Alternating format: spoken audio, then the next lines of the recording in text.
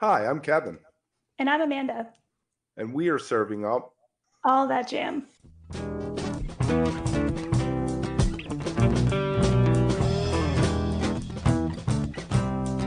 All That Jam, Quick Hit. Brian Haas on discovering jazz and learning improvisation. And you also were classical, right? Weren't you like a classical prodigy as a kid? I say, I was a mediocre classical prodigy. I Fair grew enough. up I grew up in Tulsa, Oklahoma, and yes, I did win every piano competition in the Midwest from age 4 to about 16. And then when I was 16, I entered my first international competition where I was competing against Russians, Chinese, and kids Right. from New York City, and I got destroyed. And I didn't even know what was happening because I'd never lost a piano competition. And so it was a wake up call when I was 16. I realized, oh, I'm not going to be able to do this for a living. And I mean, growing up in the Midwest, I was always really nervous at piano competitions. I would win these piano competitions basically because I didn't stop. I could improvise in the style of any composer. Hold on, it's saying that I need to plug my computer in. I could improvise in the style of any composer, and so that's how I won these competitions in the Midwest. I'd be playing a song by Beethoven, I would forget a huge swath, and instead of stopping like most of the other kids did, I would just improvise in the style of Beethoven until I could remember it. You'd play the And so melody over your solo. yeah, I would just literally just improvise, repeat the melody, just do kind of a theme of variations. Then I would remember it and I'd go back in. Well, at the international level, that did not work. The judges said, "Oh, he's not playing the piece," And I remember my dad going, "Oh, but he's improvising," and they just said, "Well, then he needs to do something else because that's not what we do here in the classical world." And so that's why I got into jazz at 16, is because I knew I could improvise. That had been proven at all these competitions. And so I just started listening to a ton of Thelonious Monk, a ton of Coltrane, and a ton of Miles Davis. But I mean, I wasn't really a prodigy. I was just a very hard worker when it comes down to it. That piece about the context of time and place, I think, is so important to always remember. I mean, we can't choose where and when we were born or grew up, and I think that for anybody who really is out there and wants to make a go of it, a lot of people aren't living in an area where there may be as much support or just even resources. So I'm thinking like the online thing might be good. I don't know. Do you have any thoughts on that? Like in terms of just getting lessons, getting exposure. Maybe with the way things are today, it's would be a little bit easier to kind of have a sense of like what's happening in other places. Sure. I mean, it's definitely for certain young people, it's enabled them to get very, very good at their instrument very early on, very rapidly. I started playing jazz when I was 16, and everybody was going, "Hey, don't quit your day job. Like, you absolutely cannot play jazz. You're terrible at it." And I would say, "Well, yeah, I mean, I know, but I'll get better." Like, my grandmother hated it when I switched from classical to jazz, even though she was a jazz pianist. She never encouraged me. She would always say, "Oh, God, that sounds terrible." I say, "Grandmother, come on, I'm learning. Like, give me a few years." And she'd say, "No, just keep playing classical music. You're terrible at jazz." And eventually I figured out that the Brecker brothers, pianist in the 70s, lived in Tulsa. He had, on tour, he had gotten a woman pregnant. And after like 10 tours with the Brecker brothers, he went back to Tulsa and raised his kid. I showed up at his door. His name was George Denny. Sean Layton sings about him. You brought up Sean. In one of Sean's songs, he sings about George Denny. And and George just answered the door and said, "Well, yes, can I help you?" And I said, "Oh, because I didn't have a cell phone. Somebody told me where he lived."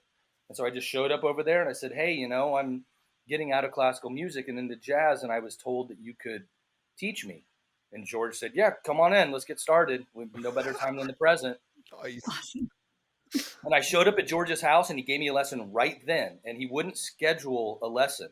He refused to. I just had to just show up at his house. And if he was in the mood, he would have me into the home. And a couple So- times he was like, not today. Yeah. And so like now you don't have to do that. You can get online. You can go to YouTube and you can get close to Herbie. You can get close to Keith. You can get close to Chick. You can get close to all these pianists just by being online and going to their YouTube. And I think in some ways, in answer to your question, Amanda, I think it's been really good for some kids. And I also think in some ways it's diminished the probability that a lot of these super early learners, these really precocious kids, some ways it's diminished their ability to come up with their own musical personality. It's funny. It sort of works both ways. Like they have access to all of this other information. And so I've noticed like a lot of these younger pianists and musicians, they become master imitators. And that's a great way to get started. But really to flourish within any style of music, you have to develop your own personality. And I was very lucky in that regard. Growing up in Oklahoma, surrounded by all these wacky rednecks, getting the tar kicked out of me all the time just for being a pianist, just for being a musician, getting beat up just for being a pianist.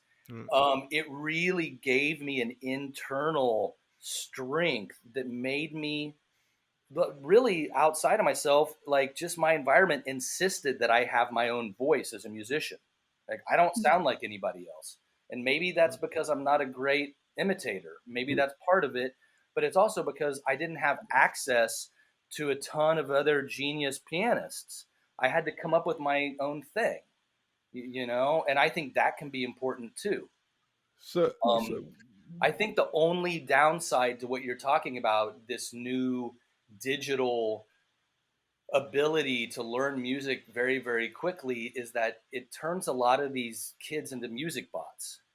It turns them sort of into musical robots. Like a lot of these young cats, everybody's talking about, oh, did you check out this pianist? You check out this pianist? And I'll go, okay, cool, I'll check it out. And they sound exactly like Herbie. I'm like, wow, that's really difficult to actually learn all these Herbie licks. Like I'm not a good enough, maybe I'm just not a good enough musician or pianist to be a good imitator. But the fact that I wasn't surrounded by a lot of this digital magic, which does enable you to progress very, very quickly, what it did do for me is that it forced me to come up with my own musical voice and my own musical personality. A lot of these young jazz prodigies, a lot of these young improvisers, they all sound exactly alike to me. It's like, yeah, you're killing it. You're playing the piano very quickly. You have incredible technique. And on this song, you sound just like Chick. Well, I've heard it before. I mean, you sound just like Chick Corea on Now He Sings, Now He Sobs. On this song, you sound just like Herbie on Maiden Voyage. I'm like, I think in answer to your question, it's a really good thing. And also, music doesn't keep going forward if everybody sounds the same. Yep. Yeah. Yeah, because that time that's allocated to learning and practicing, when you're kind of more on your own with it, you just have mental space. Yeah. I mean, like I grew up in a weird part of Oklahoma where Tulsa was pretty close, but I also grew up in nature to where like every day when I wasn't practicing, I could go to a creek, I could be in the woods. I mean, that informed my musical sound as much as, or if not more than my piano teacher who used to play with the Brecker brothers. You know, like at first George would complain and he'd say, how come you're playing that harmony? Like that doesn't, and then he'd look at it and he'd go, oh, wow, that is the harmony. You're just doing it in this weird, ugly, redneck white boy way. And he was like, keep doing that. I like that. That works. Because George Denny, who was my only jazz piano teacher, he never tried to get me to sound like him. He was sometimes very confused about what I was playing. And he'd go, man, that's bad voice leading, Brian. It just doesn't sound good. He would also go, hey, good for you for not copying me. So Right. I never thought that imitation was desirable, for better or worse, you know? Yeah. I'm totally with you on it. I want something new.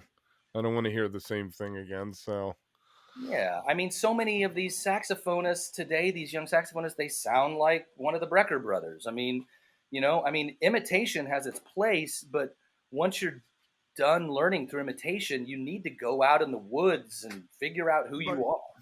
Right, So- exactly. If you are enjoying All That Jam, please like and subscribe to our social media channels at All That Jam Pod on Twitter, Instagram, and Facebook, or visit our website, allthatjampod.com. Make sure to sign up for our email list and tune in every week for new episodes. Also, look for full interviews on our YouTube channel. And remember, stay beautiful, but don't stay underground too long.